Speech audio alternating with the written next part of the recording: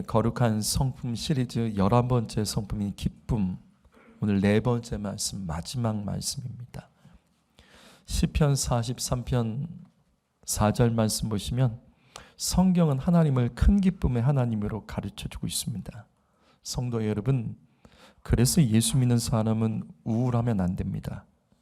왜냐하면 하나님께서는 이 땅 가운데 모든 일들을 큰 기쁨으로 일하시고 역사하고 계시기 때문입니다. 여러분, 하나님께서 하시는 모든 일은 반드시 기쁨이에요. 바로 이겁니다. 하나님께서는 기쁨을 빼앗기지 않는 사람을 통해서 이 땅 가운데 큰 기쁨의 일들을 맡기시고 행하십니다. 기쁨 빼앗기지 않는 사람이 하나님께 쓰임 받는 겁니다. 그러나 기쁨을 빼앗긴 사람은 큰 기쁨을 하나님께서 쓰실 수 없습니다. 시편 126편 5절 말씀, 6절 말씀 읽어봅니다. 시작.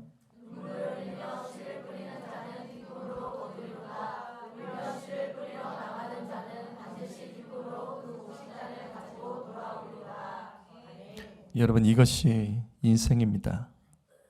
살다 보면 힘들고 외로워지고 우울한 마음과 생각이 들 때가 있겠죠. 그러나 이 말씀을 놓치지 마십시오. 눈물 나도 기쁨으로 심으셔야 됩니다. 우리가 믿는 하나님은 큰 기쁨의 하나님이시라고요. 내 삶에 눈물이 나는 일이 있어도 그것은 큰 기쁨의 하나님께서 기쁨으로 일하시는 과정 중에 한 부분입니다. 눈물 나도 기쁨으로 심으면 반드시 기쁨을 거둘 수 있습니다. 눈물 난다고 울고만 있으면 변하는 것은 하나도 없죠. 눈물을 기쁨으로 바꾸기를 원하신다면 기쁨의 하나님을 따라서 심으셔야 됩니다. 우리의 삶에 눈물 나는 일들은 하나님께서 기쁨의 훈련을 시키고 계신다는 것을 깨달으셔야 됩니다. 오늘은 기쁨의 성품 마지막 말씀입니다. 특별히 오늘 우리가 읽은 말씀은 이 땅에서 기쁨을 누리는 4가지 단계가 기록되어 있습니다. 다시 한번 오늘 말씀 볼까요? 시편 105편 1절에서 3절까지의 말씀 보시면 그 결론은 마음이 즐거울지로다. 그 마음이, 그 영혼이 즐거울지로다. 즐겁기 위한 그 과정,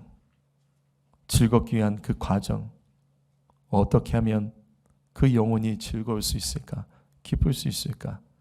그 단계를 오늘 이 말씀은 우리에게 가르쳐주고 있습니다. 그러면 하나씩 보죠. 첫 번째로 우리 영혼이 감사하며 기뻐할 수 있습니다. 감사하며 기뻐하는 거예요. 오늘 말씀은 기쁨의 시작이 감사라는 것을 가르쳐줍니다. 너무나 단순하고 명확한 말씀이죠. 여러분 중에 요즘 기쁨이 없는 사람이 있습니까? 그러면 주변에서 이런 말을 할 겁니다. 기쁨이 없이 우울하면 감사할 것이 그렇게도 많은데도 왜 우울하냐고 누군가 말하겠죠. 맞습니다. 기쁨이 없는 사람들의 공통점을 보면 감사가 없습니다. 성도 여러분, 기쁨을 되찾기를 원하신다면 감사부터 찾으십시오. 감사가 없으면 기쁨도 없습니다. 여러분, 내 삶의 우울함을 역전시킬 수 있는 감사. 우리가 인생을 살다가 어떤 우울한 일을 만나도 이것을 역전시킬 수 있는 감사. 그것은 무엇일까? 그것이 시편 106편 1절 말씀입니다. 여호와께 감사하라. 그는 선하시며 그 인자하심이 영원함이로다. 시편에는 우리가 감사할 이유를 이렇게 말합니다. 하나님은 선하시다. 그 하나님은 인자하심이 영원하다. 그래서 감사해야 되는 거야. 어떤 일을 만나도 하나님은 선하셔. 어떤 일이 벌어져도 주님은 인자하셔. 그것이 영원하기 때문에 영원히 감사해야 되는 거야. 이게 그 말씀이에요. 성도 여러분, 우리가 감사해야 될 이유는 사실 이 세상엔 없습니다. 이 세상을 보면 우리는 자꾸 감사를 빼앗기게 될 거예요. 이 말씀이 바로 그 말씀입니다. 그래서 우리가 감사하려면 오직 하나님 바라봐야 됩니다. 하나님만으로 만족하며 감사할 수 있습니다. 여러분, 이 땅에 어떤 조건을 감사하더라도, 우리가 어떤 조건에서 감사하더라도 그 감사의 조건은 영원하지가 않잖아요. 그러나 하나님의 선하심과 인자심은 영원하십니다. 바로 이거라고요. 영원하지 않는 것에서 감사를 찾으려고 하다가 낙심하지 마십시오. 영원한 것을 감사하는 사람이 구원받습니다. 여러분, 시편 말씀은 인생 가운데 하나님께서 행하신 일들을 감사하고 찬양하는 말씀이 시편 말씀입니다. 시편 말씀은 여러 가지 다양한 인생을 살던 사람들이 그 속에서 하나님께서 하신 일들을 결국 감사하고 찬양하는 내용이 시편 말씀입니다. 그래서 시편에서 가장 많이 나오는 구절, 성경 전체에서 가장 많이 반복되는 구절이 지금 이 말씀입니다. 지금 우리가 보고 있는 이 말씀. 여호와께 감사하라. 그는 선하시다. 그는 인자시다. 여호와께 감사하라. 그는 선하시고 그 인자심이 영원함이로다. 이 말씀이 성경에서 제일 많이 나오는 구절입니다. 그러면 이외에 성경에서 가장 많이 나오는 말씀이 또 한 가지가 있는데 뭔지 아세요? 이 말씀 말고 성경에서 제일 많이 나오는 말씀이 있어요. 그 말씀이 혹시 뭔지 아십니까? 힌트를 드리면 신약에서만 나옵니다. 힌트를 더 드리면 복음서와 계시록에서 나옵니다. 무슨 말씀일까요? 성경에서 지금 이 말씀 말고 이 말씀과 함께 가장 많이 나오는 말씀은 귀 있는 자는 들으라입니다. 귀 있는 자는 들을지어다. 이 말씀이 성경에서 이 말씀과 함께 가장 많이 나옵니다. 여러분, 바로 이겁니다. 예수 믿는 인생은 이 땅에서 늘 감사하고 말씀 들어야 됩니다. 감사가 막히면 말씀도 막힙니다. 감사가 실증나면 말씀도 실증납니다. 예수 믿는 사람의 인생은 이 땅에서 늘 감사하고 말씀 들어야 됩니다. 두 번째로,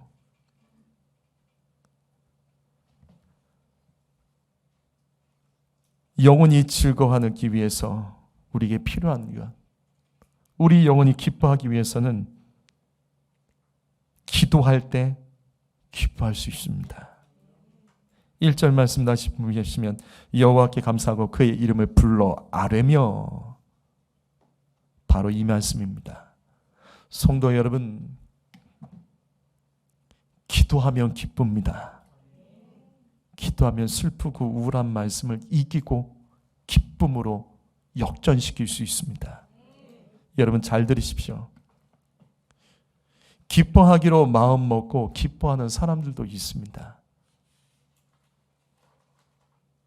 그것도 됩니다. 나 기뻐할 거야. 마음 먹고 기뻐하면 기뻐할 수 있습니다. 기뻐하기로 결단하는 것도 기쁨의 능력이 있습니다. 또 어떤 사람들은 자기 체면을 겁니다. 나는 기쁘다. 나는 기쁘다. 난 하나도 안 힘들다. 난 하나도 안 힘들다. 난 배고프지 않다. 나는 기쁘다. 이렇게 체면을 걸어도 기쁠 수 있습니다. 이것도 되더라고요. 신기합니다. 기쁨으로 자기를 체면하는 것도 기쁨의 능력이 있더라고요. 그런데 이것들은 오래가지 않습니다. 자기 결단과 자기 체면으로 기뻐하는 것은 오래가지 않습니다. 그리고 이것은 육에 속한 사람들, 하나님을 모르는 사람들이, 하나님 모르는 사람들도 할 수 있는 일입니다. 그래, 기뻐하자. 나 그냥 기뻐할 거야. 아이 기쁘다. 아이 기쁘다. 기뻐할 수 있어요. 그런데 성경에서 말하는 기쁨은 자기 결단과 자기 체면이 아닙니다. 성도 여러분, 영적으로 기뻐하는 사람이 예수 믿는 사람들입니다. 예수 믿는 사람은 기도할 때 진짜로 기뻐할 수 있습니다. 왜일까? 기도하는데 왜 기쁨이 있을까? 다시요. 모든 정답은 성령 충만해서 찾으셔야 됩니다. 갈라디아서 5장 22절 말씀. 성령의 9가지 열매 중에 희락이 있어요. 희락이 기쁨입니다. 무슨 말이냐면 성령 충만하면 기쁨의 열매가 반드시 맺힙니다. 성령 충만한 사람은 기쁠 수 있다는 거예요. 성도 여러분, 예수 믿는 사람은 기도할 때 기쁨이 회복되고 아무 조건 없어도 기뻐할 수 있습니다. 기도하면 성령 받습니다. 성령 받으면 기쁨의 열매가 반드시 맺힙니다. 기쁨을 잃어버린 것은 기도의 문제일 겁니다. 성령 충만하지 못하고 성령과 관계된 삶에서 멀어져 있기 때문일 겁니다. 나는 기뻐할 거야. 무슨 일이 있어도 기뻐할 거야. 이렇게 기뻐하기로 마음 먹고 결단해도 기뻐할 수 있다고요. 그냥 나는 기쁘다. 안 기뻐도 이건 기쁜 거야. 기쁘다. 하나도 안 슬프다. 그래요. 이렇게 자기 체면을 걸어도 기뻐할 수 있다고요. 그러나 하나님의 사람은 영적으로 해야 됩니다.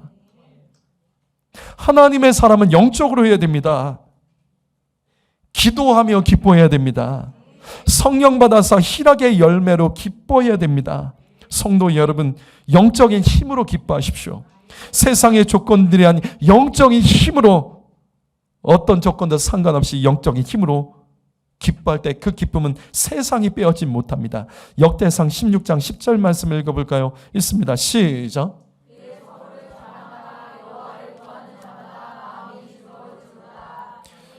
여러분, 하나님께 구하며 찾는 사람은 마음이 즐겁고 기쁠 수 있습니다. 기도하며 큰 기쁨에 하나님을 구하는 자마다 영혼의 기쁨이 충만할 수 있다라고요. 마음이 우울한 성도가 있습니까? 기쁨이 없이 냉랭한 성도가 있습니까? 영적인 힘이 없기 때문에 그런 겁니다. 영적인 힘으로 이기셔야 됩니다. 조건으로 자꾸 가려고 하지 마세요. 인생에서 조건은 언제나 만족할 만큼 채워지지 않습니다. 잠깐 만족해도 그것은 영원하지가 않다고요. 영적으로 기도할 때 기뻐할 수 있습니다. 하나님을 찾고 구할 때 큰 기쁨을 하나님께서 기쁨으로 역사해 주심을 믿습니다. 세 번째로, 우리의 영혼은 전도할 때 기뻐할 수 있습니다. 그가 하는 일을 만민 중에 알게 할지어다. 그의 모든 기이한 일들을 말할지어다. 예수 믿으면서도 내게 기쁨이 없는 것은 복음을 전파하지 않아서가 아닐까요? 예수를 믿는데도 기쁨이 없는 것은 복음을 장식품처럼 내가 소유만 하고 있기 때문은 아닐까요? 성도 여러분, 복음은 기쁜 소식입니다. 로마서 10장 15절 말씀 보시면 기록된 바 아름답도다 좋은 소식을 전하는 자들의 발이여. 이 말씀이 공동번역 성경 그리고 새번역 성경, 현대인의 성경에는 좋은 소식이 기쁜 소식이라고 번역되어 있습니다. 기쁜 소식을 전하는 이들의 발걸음이 얼마나 아름다우냐. 바로 이겁니다. 복음이 기쁜 소식입니다. 그래서 복음을 전하면 기쁨이 충만해지는 겁니다. 가장 최근에 누구에게 복음을 전해보셨습니까? 여러분의 인생을 살면서 언제 몇 년 전에 전도해 보셨습니까? 우리는 참 전도를 못합니다. 성경에서 가장 중요한 사명을 사실 우리는 놓치고 있죠.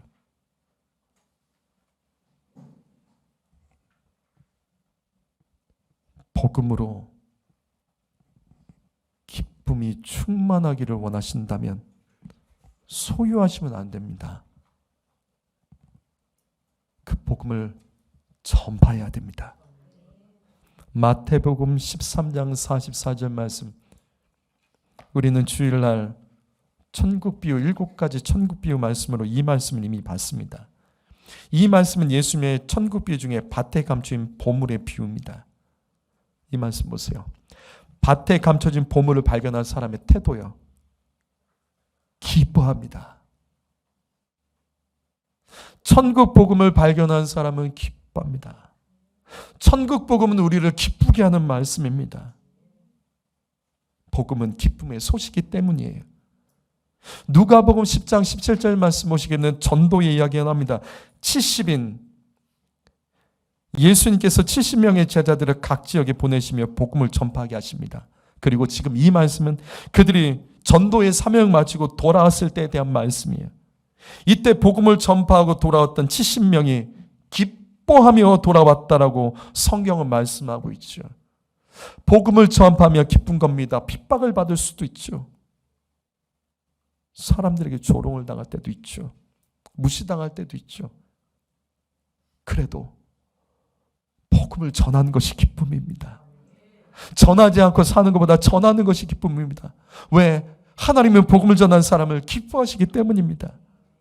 복음을 전하는 것은 하나님이 기뻐하시는 일이기 때문에 내가 누군가에게 복음을 전할 때 우리의 삶 속에는 기쁨이 넘치고, 내가 누군가의 복음을 전하면 그 마음속에 간절함과 소망이 생기기 때문에 복음을 전하면 우울해지지 않습니다. 마음이 절대 냉랭해지지 않습니다. 영혼에게 복음을 전하는 사람이 어떻게 마음이 차가워지고 어떻게 다른 마음을 품겠습니까? 복음을 전해야 되는데 그 안에 간절함과 소망이 있는데 어떻게 우울함이 그 영혼을 잠식하겠냐고요. 복음을 전할 때 기쁨이 회복되는 겁니다.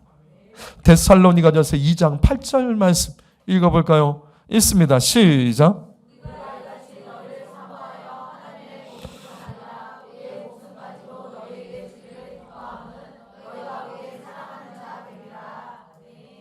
성도 여러분, 말씀은 말씀으로 해석하시고 말씀 안에서 이 말씀을 이해하셔야 됩니다. 복음을 전하면 사랑하게 됩니다. 사랑하게 되기 때문에 복음을 전하면 기쁘게 되는 겁니다. 사랑하면 계속 화나는 분들 계세요? 사랑하면 막 마음속에서 화가 나는 분이 계시냐고요? 아니잖아요. 미친 사람처럼 좋잖아요. 계속 좋잖아요.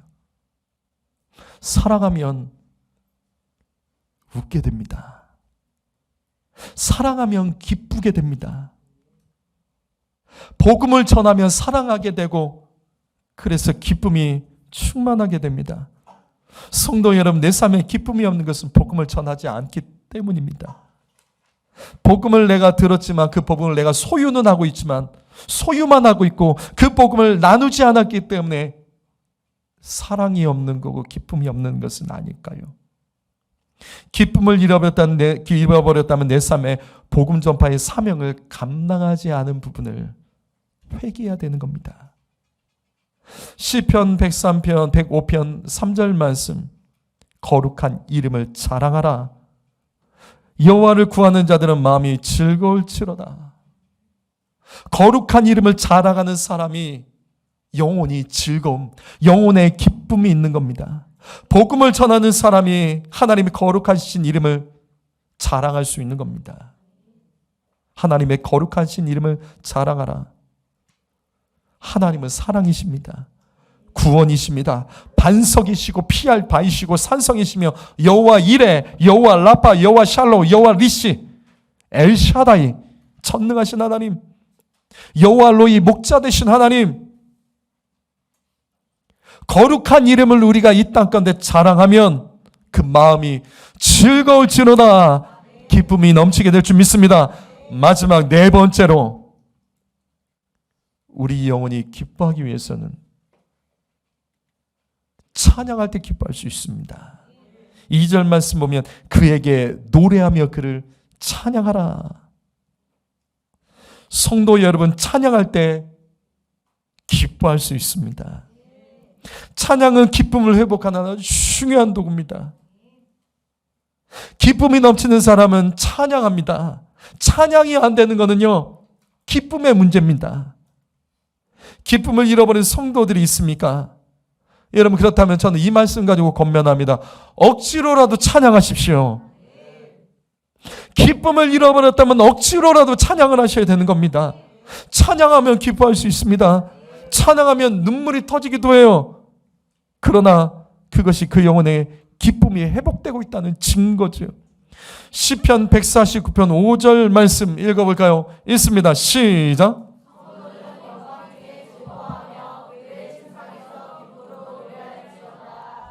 여러분, 이 말씀에서 무엇이 깨달아지십니까?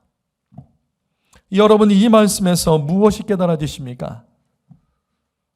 이 말씀에서 어떤 하나님의 음성이 들리십니까?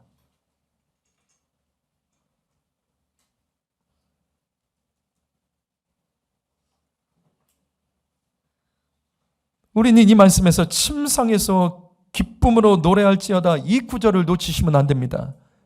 이게 무슨 뜻이죠? 침상에서 기쁨으로 노래할지어다, 이게 무슨 뜻이죠?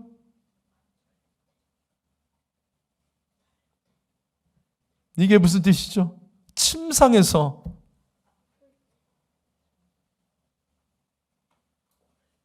아침에 일어날 때 침상에서 기쁨으로 노래해야 됩니다. 저녁에 잠들기 전에 침상에서 기쁨으로 찬양해야 됩니다. 성도 여러분, 기쁨으로 하루를 시작하고 하루를 마무리하십시오. 바로 이겁니다. 기쁨으로 시작하라는 거예요. 그리고 기쁨으로 마무리하라는 말씀이 침상에서 기쁨으로 노래할지어다. 우울하고 화난 마음으로 하루를 시작하거나 마무리하지 마십시오. 아침에 일어났는데 우울하면 그냥 넘어가지 마세요. 찬양하셔야 됩니다. 저녁에 화가 나고 눕기 전까지도 계속 기분 나쁜 거 품고 자지 마세요. 찬양으로 기쁨 가운데 침상에 누워 잠들어야 됩니다. 특별히 찬양대 여러분 권면드립니다. 그리고 찬양팀, 그리고 찬양 인도자, 찬양 악기팀, 여러분들은 기쁨을 빼앗기지 않으려고 몸부림치십시오. 왜? 찬양으로 섬기는 사람들이 기쁨을 빼앗기면 하나님께서는